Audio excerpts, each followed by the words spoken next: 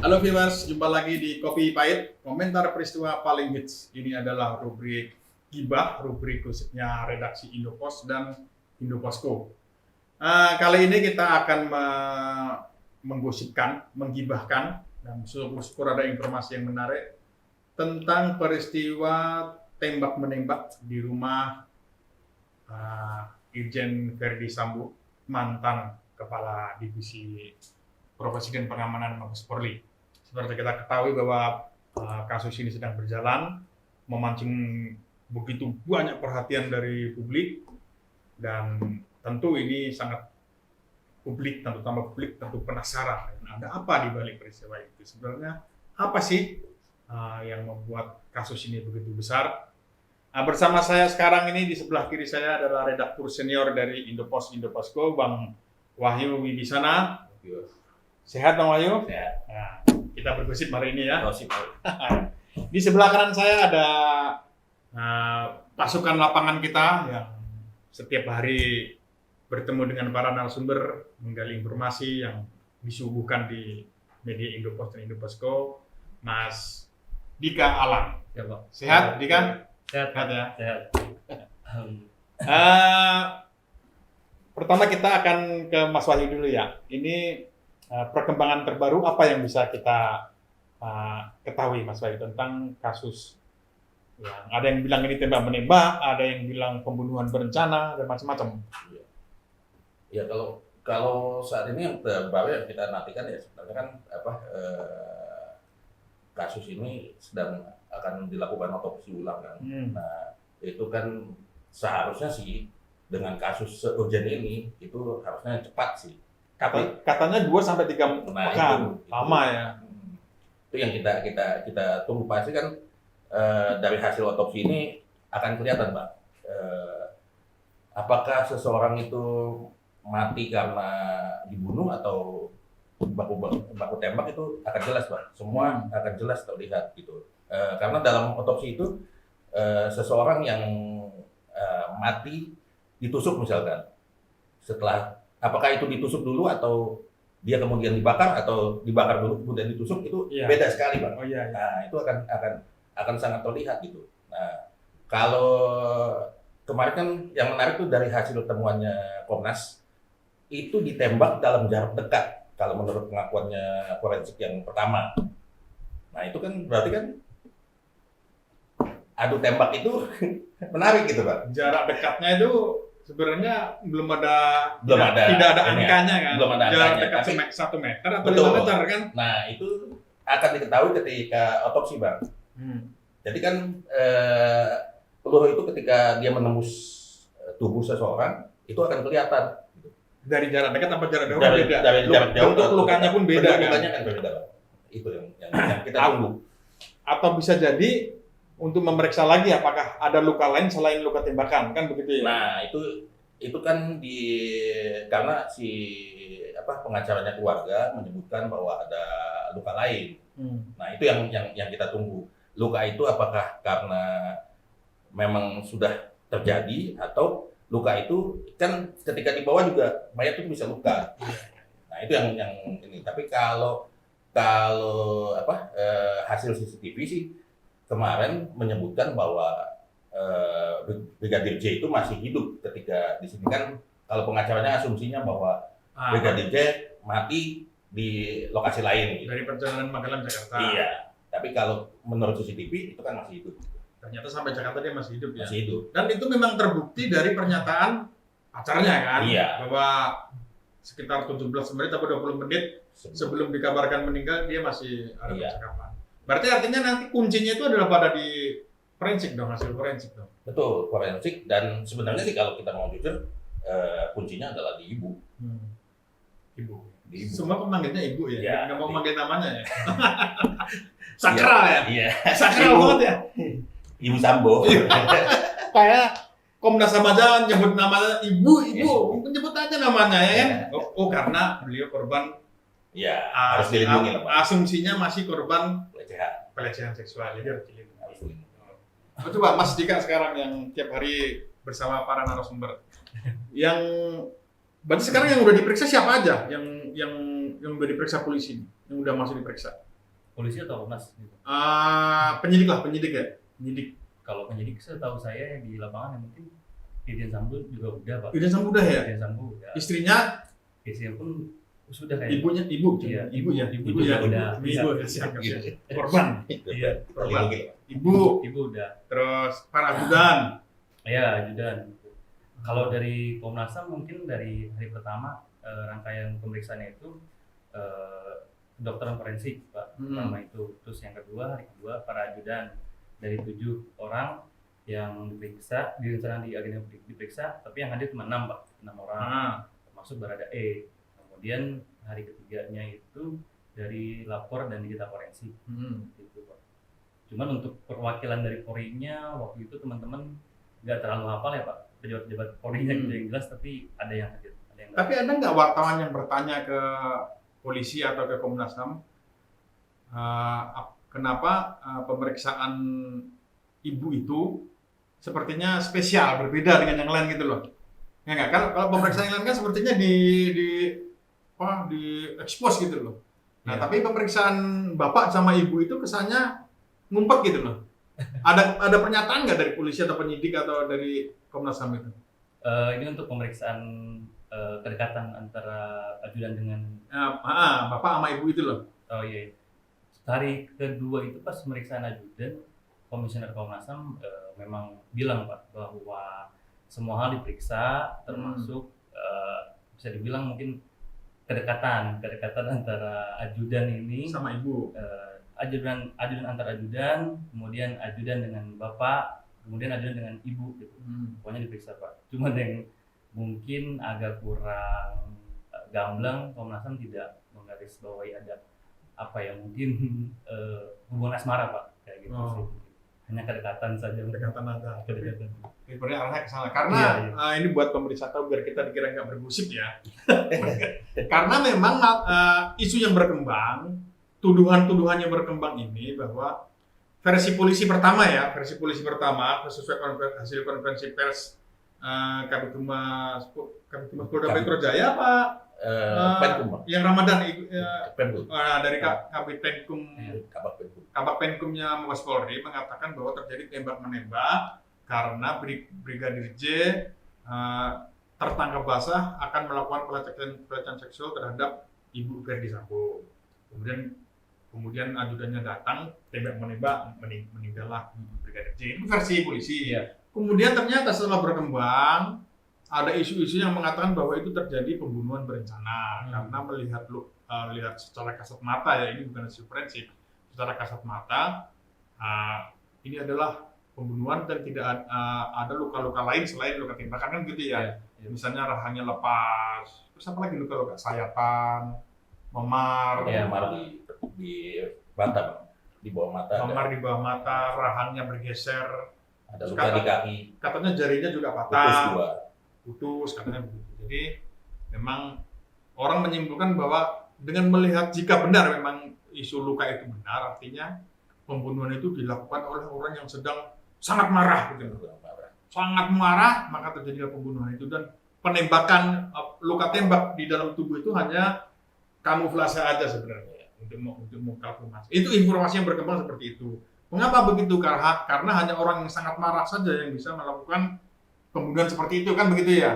Nah, mengapa bisa pembunuhan? Isunya yang berkembang adalah ini isu ya, nggak tahu benar yang di masyarakat udah berkembang seperti itu, bahwa ada terjadi hubungan antara Brigadir J dengan Ibu Sambo, ketahuan sama suaminya, lalu terjadilah. Tapi itu hanya isu, itu yang bergulir di masyarakat seperti itu. Mengapa kita bertanya seperti itu? Karena memang itu bukan gosip, tapi mungkin masuk dalam materi penyidikan polisi. Nah, sekarang saya ke Mas Wahyu. Melihat perkembangan penyidikan ini ya, kok kesannya kan pertama orang merasa itu lama ya, lama. Itu lama menurut, karena ini adalah tidak melibatkan banyak orang dan mereka saja, intern polisi saja.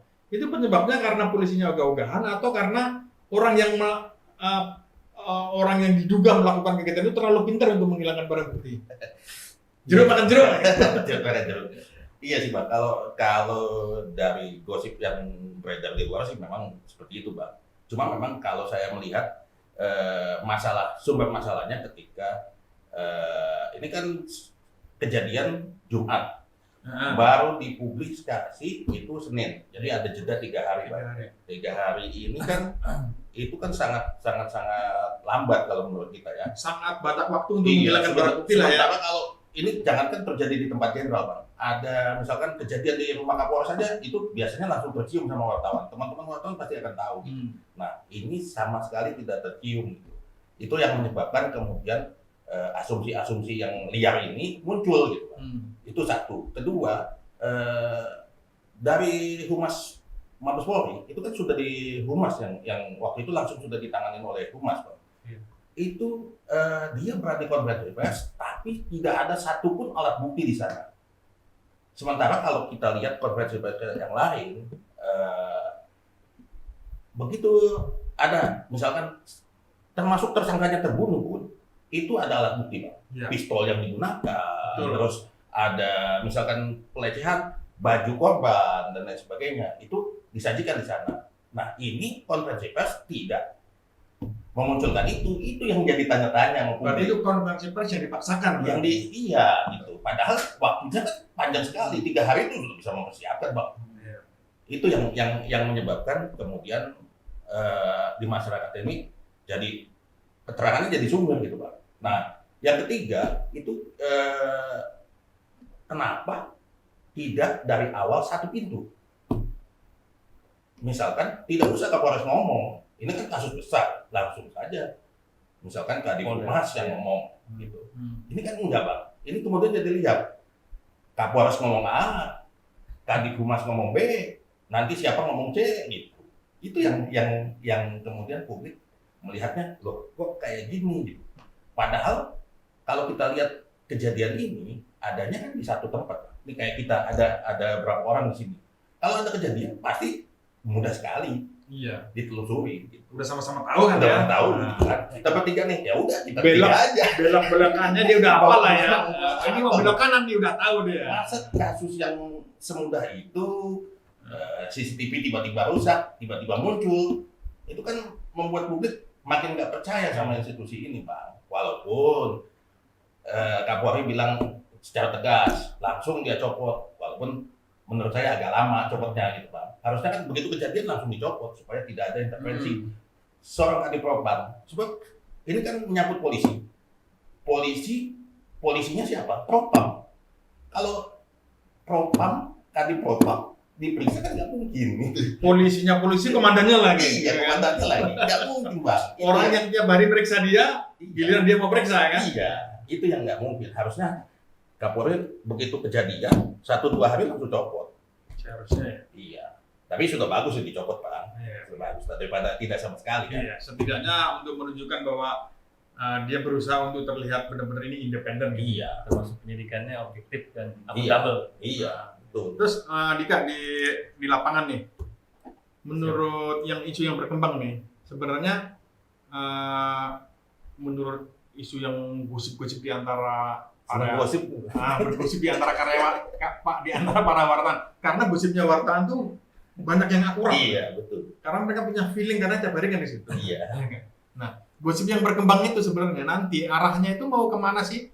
Hasil dari penyidikan ini mau ke arah pembunuhan berencana atau arahnya yang pelecehan seksual nggak kayaknya? Sebetulnya kalau teman-teman sendiri ya dari mengikuti perkembangan kasus ini dari sejak expose, kemudian ditangani sama Mabes Polri dan Komnas HAM sendiri dilibatkan gitu. Teman-teman kayaknya ada pesimis ya Pak. Artinya bahwa kasus ini bakal berjalan dengan ya datar-datar aja gitu Pak. Akan anti klimaks maksudnya? Iya, gitu, anti klimaks Pak. Karena di Komnas HAM sendiri pun mungkin kalau mungkin dari pandangan saya dan teman-teman gitu ngelihatnya bahwa lembaga pengawas mungkin ya bisa dibilang independen, tapi cenderung mengikuti versi polisi Itu gitu, yang Pak. itu benar banget itu, benar. Dan mereka terkesan jadi yang saya tangkap nih ya, Komnas HAM dan Kompolnas dilibatkan untuk mengusut itu bukan untuk mencari alternatif penyidikan lain, tapi untuk Justifikasi. kalau bahasa Jawanya nih ngegongi lah, Iya. ngegongin apa kata polisi. Jadi untuk mengunderline, hanya sekedar mengunderline Iya, apa kata iya. polisi kan gitu ya. Iya Pak, betul. Saya melihat di konferensi pers, misalnya Kompolnas, baru waktu konferensi pers pertama, Pak Ramadan tuh yang Kabit Pen itu, langsung kok Kompolnas ngomongnya dengan penuh semangat kan, terjadi tembak menembak begitu detail dia menjelaskan seolah-olah dia di TKP. Buset dah, saya bilang. Begitu waktu berjalan, ngomongannya ngatuk semua Kompolnas. Nah, menurut Mas Wahyu ini, benar nggak prediksi saya bahwa Komnas HAM dan Kompolnas ada di situ hanya sekedar mengunderline aja apa kata polisi? Kalau bicara tupoksi mereka seharusnya tidak, Pak. Seharusnya kan? Seharusnya tidak gitu. Tapi kalau kita melihat penyelidikannya yang ya jalan biasa-biasa aja, ya masyarakat boleh dalam tanda kutip curiga dengan itu gitu kan. Walaupun Karena semua bukti dan data yang masuk polisi kok. Apa bedanya ya kan? iya, itu yang harusnya memang kita harus sudah punya lembaga yang betul-betul independen sebenarnya, Pak. Cuma kan masalahnya kayak Kompolnas pun tidak punya kewenangan. Misalkan dia melihat penyimpangan pun dia tidak punya kewenangan, Pak. Tapi sebenarnya yang kita harapkan Komnas HAM. Karena Komnas HAM punya kewenangan Seharusnya. untuk lebih menekan gitu. Kalau Kompolnas kan memang ya kalau Kompolnas jeruk makan jeruk, Bang. Iya, karena saya ngeliat ini bukan, saya nggak bicara tentang teknis penyidikan ya. Saya bicara tentang semangat orang para pejabat Komnas HAM dan Kompolnas loh. Semangat yang keluar, aura yang keluar, terus apa namanya ya, gairahnya itu hanya membenarkan gitu loh. Gairahnya itu justru meredam meredam isu selain yang disampaikan oleh polisi. Ya. Kan begitu ya? Iya. Apakah ada info yang lebih baru dari ini? Info beda maksud saya. Info beda yang berbeda dengan yang dikatakan oleh polisi. Dari mana nih Pak? Yang disampaikan oleh Komnas HAM. Yang menarik itu sebetulnya kemarin pas pemeriksaan para ajudannya Irjen Verdi Sambo gitu Pak. Nah, Dan salah satu komisionernya bilang bahwa sebelum Brigadir J meninggal ini Pak, itu suasana tidak terlalu tegang gitu Pak. Jadi sesama ajudan kalau teman-teman menangkapnya ada candaan dan bahkan kayak semacam ini Pak. Jadi seolah-olah ajudan ini udah tahu bahwa Brigadir J ini bakal nyawanya hilang gitu Pak. Gitu. seolah-olah ya. Ya, jadi kayak dicandain bahwa Brigadir J bakal meninggal gitu Pak. Jadi ya udah, artinya kan bahwa mungkin ya dugaan dari si kuasa hukum itu ada dugaan delik berencana itu ya mungkin ya ada benernya juga gitu Pak, mungkin kayak gitu. Oh, berarti kalau itu kan kita nggak tahu sih ya. Iya. Pembunuhan berencana artinya emang udah jauh-jauh hari kan. Itu harus dipersiapkan. Tapi menurut Mas Wahyu, dengan melihat karena kita ini selalu uzon lah ya. Iya. Dengan kejahatan kan kita Ya, kan harus wartawan uzon kan. Kita kan harus punya uzon kan. nilai. Taruhlah kita uzon gitu loh. Kan kita bisa mengamati nih perkembangan ketika pertama kali kasus itu muncul, disampaikan oleh Kapolres dan Kabak Penum, Ya. kemudian bergeser ternyata semua yang disampaikan itu dalam perkembangannya berubah dan berbeda kan begitu ya. Nah, apakah dengan melihat semua skenario lah ya, anggap aja ini ada kejahatan lah. Kejahatan bukan karena adu tembak, ada kejahatan yang berencana. Dengan melihat banyaknya barang bukti yang hilang, adanya usaha untuk mengaburkan fakta, itu menurut Mas Wahyu, apakah benar ini hanya bisa dilakukan oleh seorang perwira tinggi? Soal pembunuhan berencana sebenarnya kan kalau kita lihat dari peristiwa yang lain gitu, ada sebuah motif yang besar Bang di sana gitu. Nggak bisa tiba-tiba saya ketemu orang terus tiba-tiba saya bunuh gitu kan, nggak mungkin gitu. Pasti ada latar belakang cerita yang perlu digali. Ada penyebabnya. Iya. Itu yang harus diketahui. Itu yang harus digali dari itu. Jadi biasanya sih kalau yang saya temui dulu di lapangan kebanyakan yang motifnya dendam. Itu biasanya pasti akan terjadi pembunuhan berencana atau sakit hati gitu. Nah, kita nggak tahu nih apakah motifnya ini dendam atau apa gitu. Terus apakah kemudian juga melibatkan sang jenderal di sana gitu. Nah, kalau apakah dilakukan oleh seorang petinggi ya bisa saja gitu Bang. Tapi kita kan nggak bisa menduga-duga. Kita tetap pada prinsip kita bahwa seseorang itu dianggap tidak bersalah sebelum divonis oleh pengadilan. Iya. Itu aja sih, Bang. Oke, kita ini berandai-andai aja ya. Iya. Berarti ada dua kemungkinan kan, ada dua kemungkinan penyebab meninggalnya Brigadir J. Satu, tembak menembak, dia memergokin Ibu Sambo, lalu terjadi tembak menembak, ditegur, dia menembak, langsung dibalas. Itu satu. Yang versi kedua adalah pembunuhan berencana. Motifnya kan simpang siur nih. Maksiur. Pembunuhan berencana ini simpang siur. Ada yang bilang karena Asmara. ada asmara antara korban dengan ibu, ada asmara dengan jenderal dengan orang lain. Isunya ya, diketahui oleh Brigadir J, lalu itu isu, itu nggak tahu itu benar apa enggak. Jadi intinya asmara lah, ada, maka terjadilah pembunuhan itu. Nah, sekarang kita berandai-andai nih, yang kita mengatakan yang pelecehan seksual dulu. Sekarang logikanya aja Mas Dika, ini logika ya, logikanya aja. Saya sama Mas Wahyu ini sesama ajudan nih, sesama ajudan ya kan. Suatu saat aku memergokin Mas Wahyu berselingkuh dengan bos. Masa langsung saya tembak dia? Masuk akal nggak? Iya. Nggak masuk akal. Pasti saya bilang, Mas Wahyu, lu ngapain? Iya.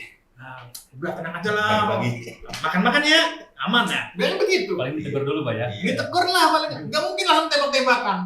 Iya. Enggak, itu kejanggalan yang paling utama yang dipertanyakan oleh orang. Kejanggalan tentang itu. Nah kemudian kejanggalan yang lain, kejanggalan tentang pelecehan seksual itu adalah sampai sekarang apakah ada nggak konferensi pers yang dilakukan oleh Verdi Sambo ataupun istri menjelaskan bahwa terjadi mereka korban? Belum ada. Iya. Karena logikanya misalnya nih ada orang yang mengalami pelecehan seksual, entah suaminya, misalnya seorang perempuan ya, entah suaminya atau bapaknya atau saudaranya, dia pasti muncul ke pers. Walaupun Saya si menjadi utama korban tidak. begini, nggak mungkin dia ngumpet. Kalau dia ngumpet pasti ada yang salah. Nah terus kecurigaan jika terjadi pembunuhan berencana apa? Menurut Mas Dika apa tanda-tanda petunjuk yang disampaikan oleh kuasa hukum bahwa ini terjadi pembunuhan berencana apa? Tanda-tandanya apa? Mungkin dari temuan di lapangan ya. Tadi menyambung dari pernyataan dari Pak Wahyu di awal bahwa Komisioner Komnas HAM menemukan luka jarak dekat gitu Pak. Gitu kan. Dan itu juga nggak mungkin kayak misalnya si Brigadir J ini megang senjata gitu kan, dan Barada E ataupun ajudan yang lain megang senjata, masa tidak ada yang kena dari tembakan itu gitu, tembakan yang mungkin dimuntahkan dari pistolnya si Brigadir J gitu kan Pak. Tapi kalau dia dugaan kuatnya pembunuhan berencana adalah ya itu luka tembak jarak dekat tadi gitu Pak. Kalau ya kemungkinan kalau misalnya baku tembak kan pasti ada yang kena lah, minimal ya Barada-nya mungkin luka atau apa. 7 tembakan kan? Iya, ditembakkan. Brigadir J kan keluar 7 kali nembak dia katanya kan? Iya. Cuman sama sekali dari timah panas itu nggak ada yang kena sama sekali dari mengenai tubuhnya Barada E. Apa karena Barada E memang seorang sniper sejati katanya? Iya bisa jadi. Katanya kan begitu. Dua-duanya sniper, Pak. Dua-duanya. Sniper, karena dua-duanya kan Harusnya dari- imbang dong ya, Harusnya harusnya imbang ya. Iya. Nah terus bukti apa yang dimiliki oleh penyidik sehingga sampai berani ngomong terjadi pelecehan seksual? Hanya saksi mata atau ada bukti lain?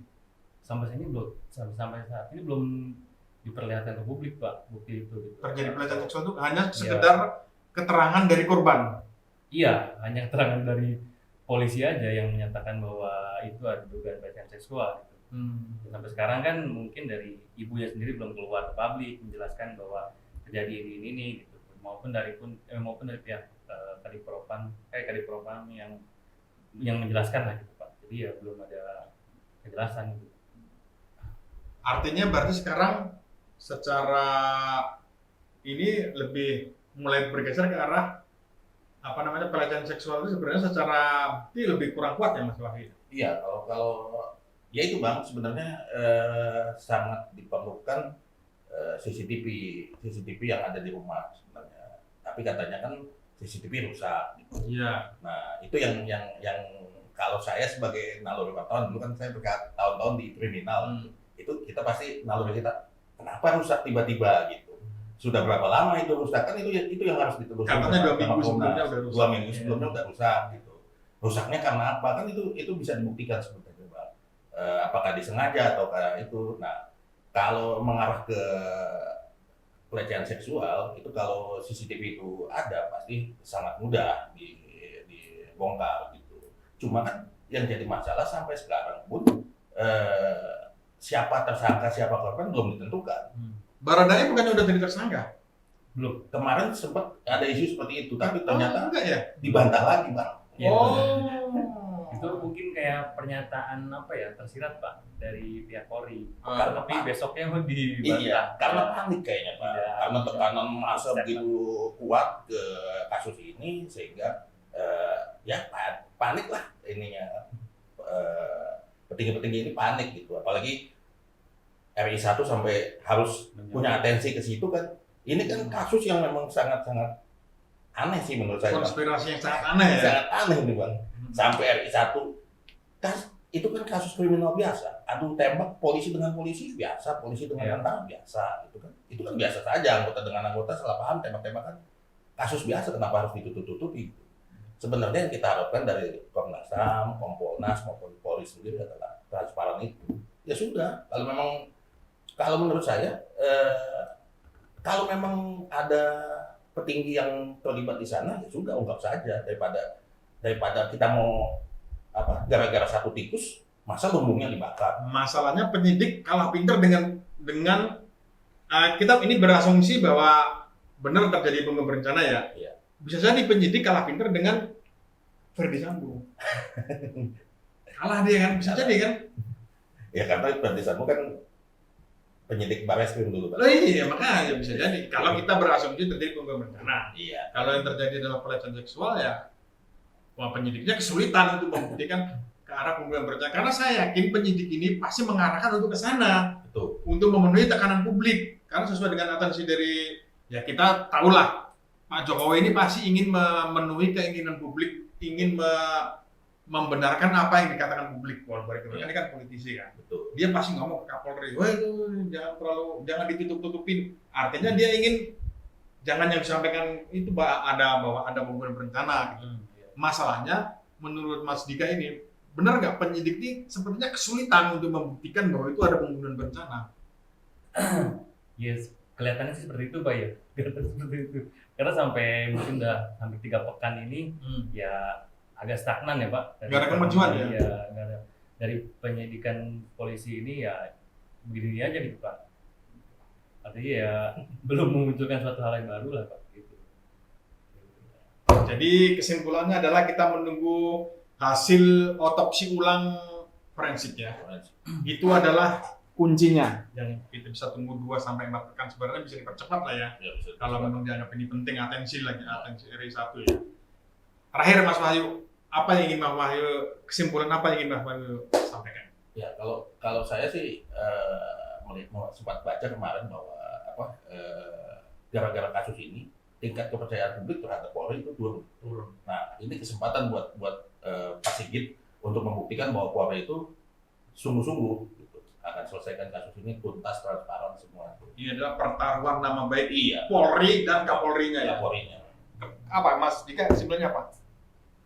Ya mungkin untuk lebih menjaga marwah dari institusi Polri sih gitu kan ya.